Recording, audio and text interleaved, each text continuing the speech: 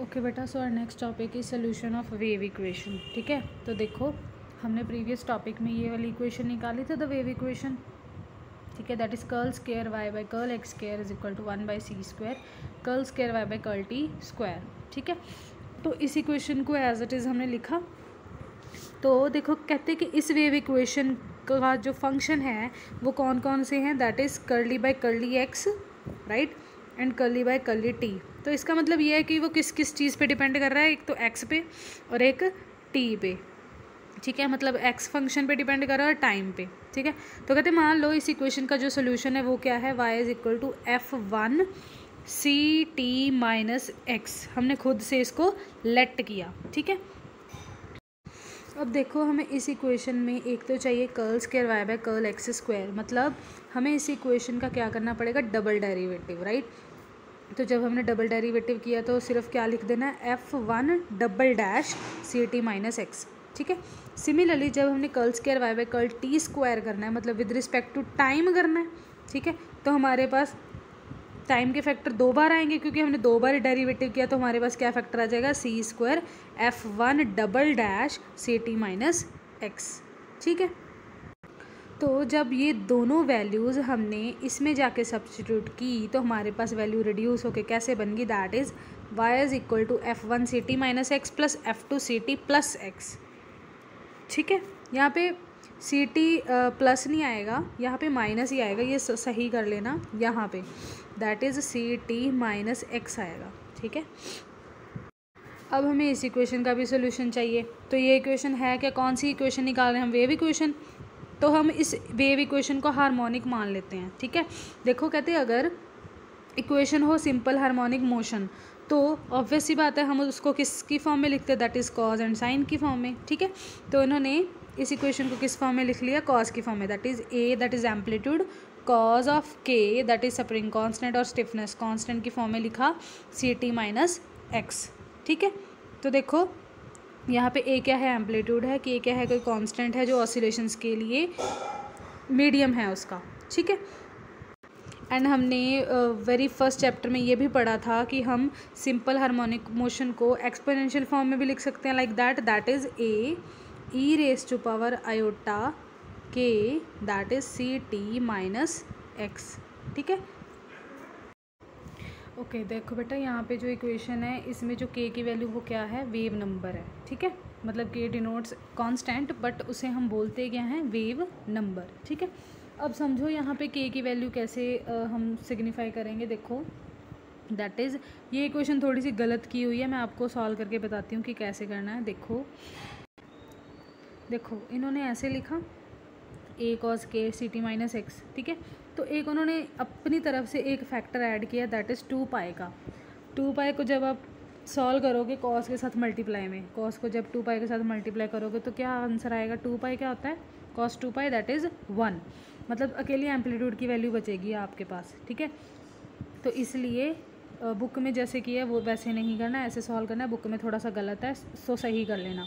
ठीक है, after that उन्होंने क्या किया, के को निकाला कॉमन इन दोनों में से। ठीक है, तो आपको पता है जिसमें के नहीं है उसके साथ वो नीचे जाके क्या हो गया, डिवाइड हो गया, और माइनस कॉमन निकाल के ये माइनस यहाँ पे शिफ्ट करोगे तो क्या हो जाएगा, अंदर माइनस ही बचेगा ब्रैकेट में।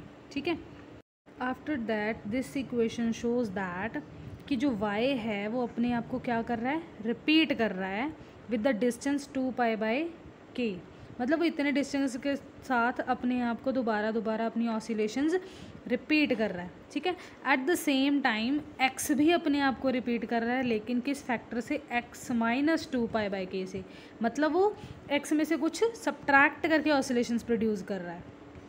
ठीक है, तो कहते हैं but distance between two adjacent crest is called wavelength. तो जैसे मैंने प्रीवियस केसेस में बताया था कि 2 क्रेस्ट के बीच में और 2 ट्रफ के बीच में क्या होते हैं, उसको क्या बोलते हैं, वेवलेंथ, जैसे आप इस फिगर में देख सकते हो। ठीक है, तो एक क्रेस्ट ये है, एक क्रेस्ट ये है, दोनों के बीच का जो डिस्टेंस है वो क्या है, लैम्डा, दैट इज़ वेवलेंथ। तो उसे हम क्या बोलते हैं, 2 पाई/k, क्योंकि 2 पाई/k के फैक्टर से ही वो चेंज हो रहा था, राइट। अब देखो ये इक्वेशन कैसे आई, हमने किया था relation between c and lambda किया था ना, वहाँ से हमने ये रिजल्ट यूज़ किया that is c is equal to frequency into wavelength. ठीक है, तो वेवलेंथ की वैल्यू क्या आएगी यहाँ से, सी/न्यू, राइट। तो हमने इस इक्वेशन के साथ इक्वेट किया, तो देखो हमारे पास क्या बना, दैट इज़ आफ्टर इक्वेटिंग हमारे पास ये इक्वेशन बनी, ठीक है। के को ऊपर ले गए तो हमारे पास बना के c is equal to 2 pi nu. तो यहाँ पे 2 पाई न्यू किसकी वैल्यू है, दैट इज़, उससे पहले क्या करना है, इसको अरेंज करो, दैट इज़ 2 पाई बाई के को हम लिख सकते हैं ओमेगा, ठीक है। चाहे उसको ओमेगा लिख लो, चाहे 2 पाई न्यू लिख लो, वन एंड सेम थिंग। तो कहने का मतलब ये है कि के सी की वैल्यू किसके इक्वल है, या तो 2 पाई न्यू के लिख लो इक्वल, ठीक है। चाहे हम लिख सकते हैं 2 पाई बाई के, ठीक है, और यू कैन से ओमेगा, ठीक है। मतलब के सी ऑटोमेटिकली किसके इक्वल हो रहा है, ओमेगा के, दैट इज़ एंगुलर फ्रिक्वेंसी के, ठीक है। तो अकॉर्डिंग टू दिस इक्वेशन हमें ये पता चलता है कि जिस इक्वेशन का हमने सोल्यूशन निकाला वो एक्चुअल में है क्या, कॉम्प्लेक्स क्वांटिटी ही है, चाहे वो y है क्या कह लो आप, चाहे a कह लो, ठीक है। तो a क्या है, एम्पलीट्यूड, ठीक है। नेक्स्ट है हमारे पास equation of the progressive wave. कहते हैं इक्वेशन ऑफ प्रोग्रेसिव वेव जो कि हमने अभी ये निकाली, दिस वन, ठीक है। ये क्या बताती है हमें, displacement of all the particle at any instant, मतलब किसी भी प्लेस पे जब पार्टिकल पड़ा हो तो हमारा टाइम जो है वो फिक्स्ड रहे, लेकिन x वेरी करे, ठीक है।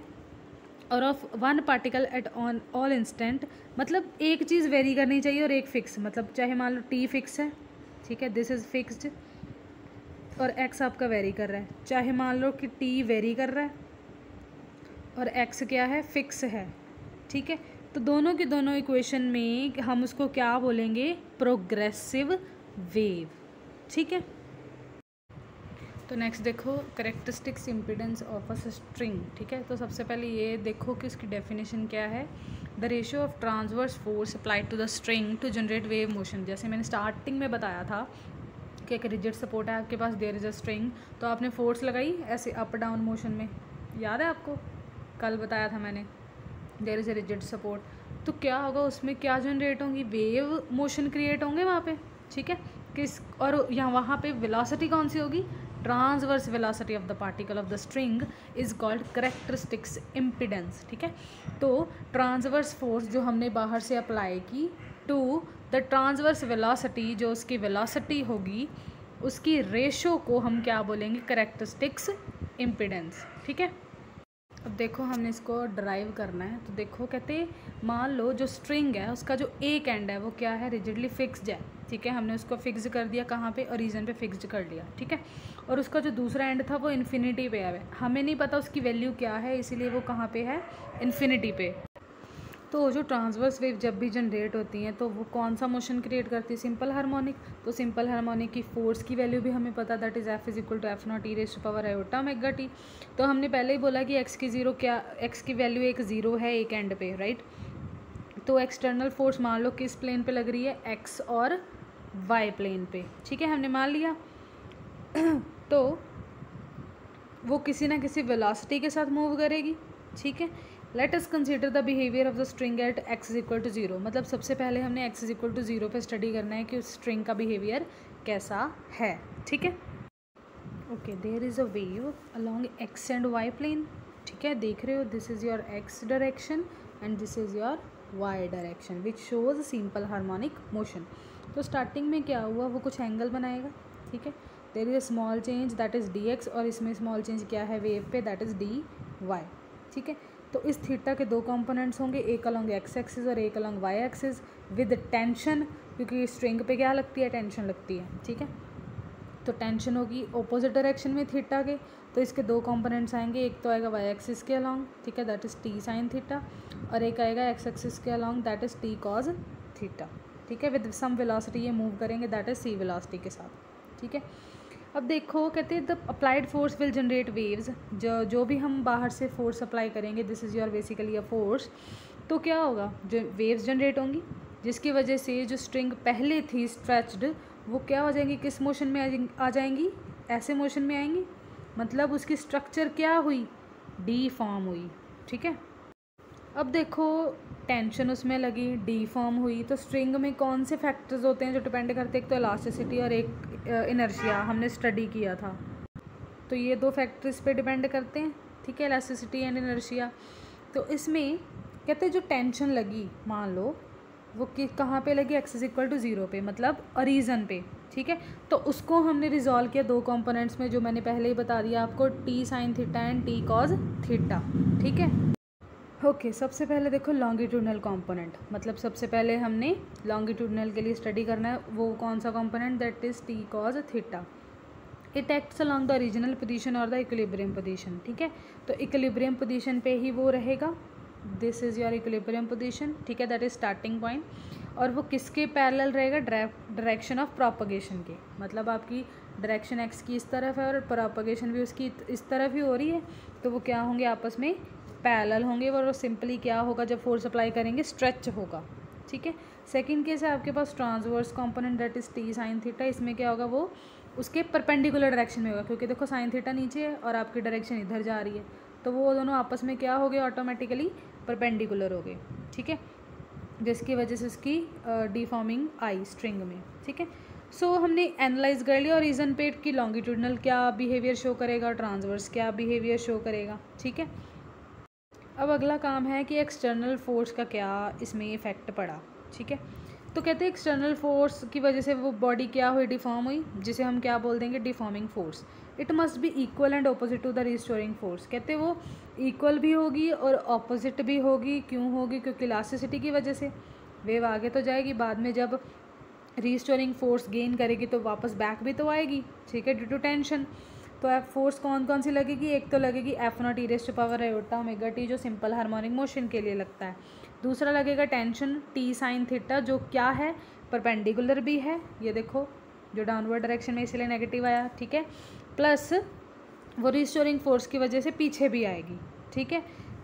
नेक्स्ट केस में उन्होंने लिया है कि अगर कहते मान लो जो थीटा एंगल बना रहा है वो ये वाला, वो स्मॉल है, ठीक है, तो साइन थीटा हमने किसके इक्वल ले लिया, टैन थीटा के, और टैन थीटा को हम लिख सकते हैं curly y by curly x की फॉर्म में, ठीक है। तो यहाँ पे जाके हमने वैल्यू सब्स्टिट्यूट कर दी, देखो ये आ गया, ठीक है, ठीक है। अब हमने ये फोर्स की वैल्यू कर ली सेव, ठीक है। तो अब देखो कहते अगर हमने ये जो curly y by curly x है, हमें वाई की वैल्यू ये पता है, e raise to power iota theta को हम लिख सकते हैं cos theta plus iota sine theta, मतलब उसमें एक कॉस का फैक्टर आएगा और एक उसमें साइन का फैक्टर आएगा, राइट। तो कहते हैं जो मतलब कॉम्प्लेक्स क्वांटिटी तो है ही, कहते हैं जो वाई में जो F not cos omega T का फैक्टर है, वो उसे मान लो वो क्या है, इमेजिनरी है, और सॉरी रियल है, एंड जो साइन थीटा वाली क्वांटिटी है वो क्या है, इमेजिनरी है। यही होता ना, e raise to power iota theta is equal to cos theta plus iota sine theta, है ना। तो उसी को बोल रहे हैं कि कहते जो कॉस थीटा वो हमें क्या देगा, रियल पार्ट देगा, और साइन थीटा हमें क्या देगा, इमेजिनरी, क्योंकि आयोटा लगा है, ठीक है।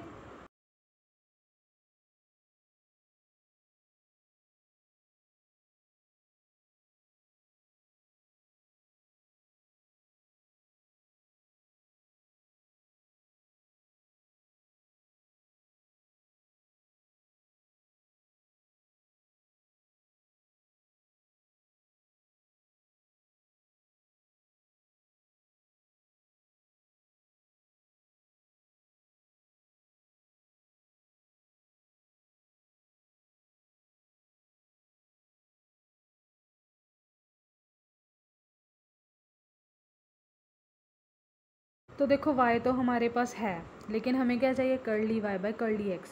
तो इसका करो curly y by curly x, तो हमारे पास ये वैल्यू आई, सब्स्टिट्यूट करने के बाद हमने यहाँ पे curly y by curly x की वैल्यू रख दी, ठीक है।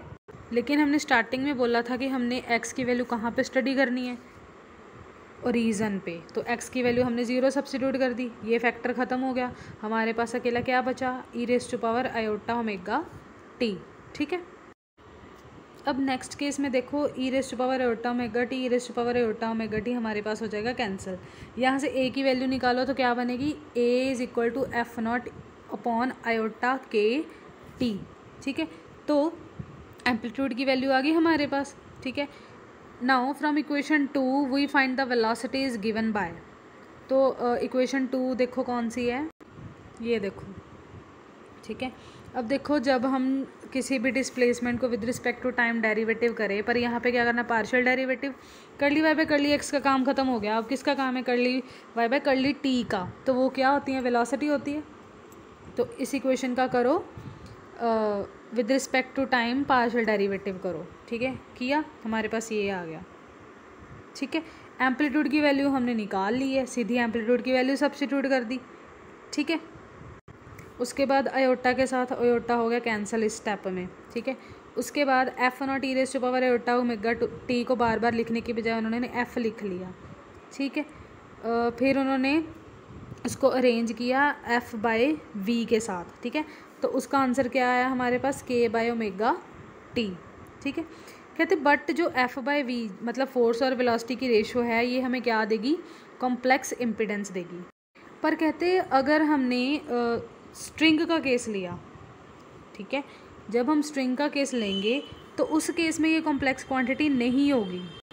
तो मतलब हमने उसका नेम चेंज करके क्या रख दिया, दैट इज़ कैरेक्टरिस्टिक इम्पिडेंस, जिसको हमने डिनोट किया जेड से, ठीक है।